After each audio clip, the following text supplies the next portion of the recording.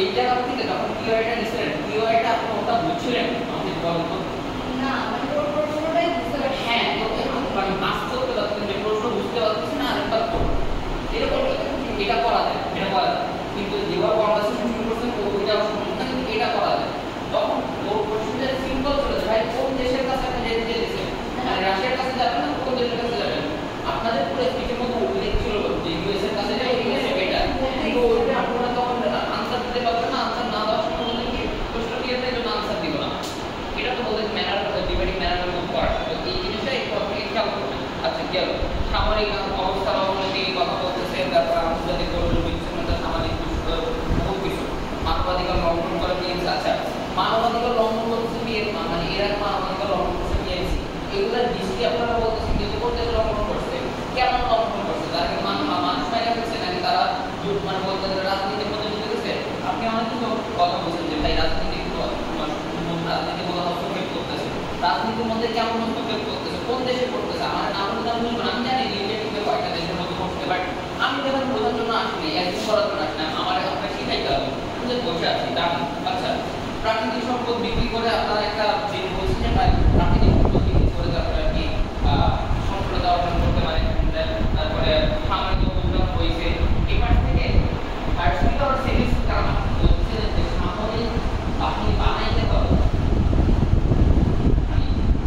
যদি আপনারা যদি গুগল করতে ট্রেড টাইমে তখনই জানতেন যে এই সরকারটা ইভেন্ট তাহলে ওখানে গুগল করতে দেয় গুগল ইউজ করতে দেয় কারণ আগে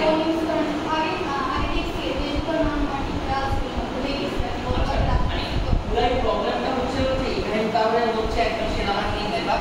ওই এরিয়ার সেনাবাহিনীর নেতা ছিল এবং সে সামরিক অভ্যুত্থানের মাধ্যমে সরকার পতন করা এবং করছে এমনকি সেই যেই সরকার গঠন করছে ওই সরকারের ছিল সামরিক সরকার ওই সামরিক সরকার একটা দামি ফ্রেঞ্চ সরকার দ্বারা ব্যাক ছিল আরেকটা কথা এই পাশ থেকে আপনারা যে বলছেন যে ভাই ইউএসএ ব্যাক দিছে মানে আপনাদের যে নতুন পেয়ে গেছেন আপনাদের বলা করছেন ইউএসএ বলে যাবে এখন ব্যাপারটা হচ্ছে ইউএসএ ফ্রেঞ্চ ওরা হচ্ছে অ্যালাইন শক্তি ছিল ইউএসএ ফ্রেঞ্চ ওরা অ্যালাইন ভাবে আর কি শোষণটা করতে আপনি বলছেন ভাই আমরা আবার ফ্রেঞ্চের কাছে ব্যাক করবো ইউএসএ কাছে ব্যাক করা মানে ফ্রেঞ্চের কাছে ব্যাক করা ওরা যদি এই কলমটা করতে পারতাম তাহলে পুরো আর্গুমেন্ট ওই জায়গায় তাদের বাট আপনাদের ম্যাটারের অভাব অ্যান্ড একটু সিনসিয়ারিটির অভাবের কারণে মশকটা জানতেন না ট্রেডটা অনেক জায়গায় কলমটা দিতে পারছে এই কলমটা দিলে ওদের ডিবেট থাকে ওরা বেশিরভাগ আর্গুমেন্ট এই হচ্ছে অনলাইনে করে এগুলা এক্সটেনশন ছিল না আপনারা লাস্টের দিকে একদম রিপ্লাইয়ের দিকে এটা বলছেন যে ভাই লিগালাইজেশন নাই ফার্স্ট ক্লাস সেকেন্ড ক্লাস বলছি ফার্স্ট ক্লাস সেকেন্ড ক্লাস বলার পরে দিয়েছেন ভাই আপনারা যে বলছেন যে প্রাকৃতিক সম্পদ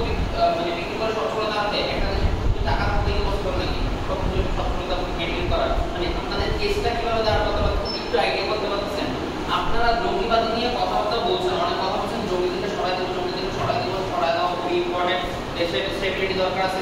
এখন জঙ্গিরা যে 40% দেশকে দখল করে রাখতেছে এটা কি একটা রিজন না যে বলতে গেলে এটা কি জনগণের কোনো স্টেক নাই নাকি 100% মধ্যে 40%-এর কোনো অধিকার নাই এজন্য ওদের কথা না চিন্তা করার ব্যাপার তোমরা সিম্পল বলতে পারতা যে ভাই 40% মানুষকে টেররিস্টরা যেভাবে ওদের শোষণ করতেছে তারা মায়েরা ফেলতেছে তারা জমি দখল করতেছে মানে নিয়ে বলতে গেলে অত্যাচার করতেছে ঘরে থেকে তুলে নিয়ে যাচ্ছে যে পরিমাণ অত্যাচারের লেভেলটা আছে ওই পরিমাণ অত্যাচারের লেভেলে বিএনসি কখনো পৌঁছানো সম্ভবই না তাদের বিভিন্ন এগ্রিমেন্ট থাকে এবং তাদের বিভিন্ন রুলস থাকে এবং ওই পরিমাণ নির্যাতনের মধ্যে যেটুকু পৌঁছানো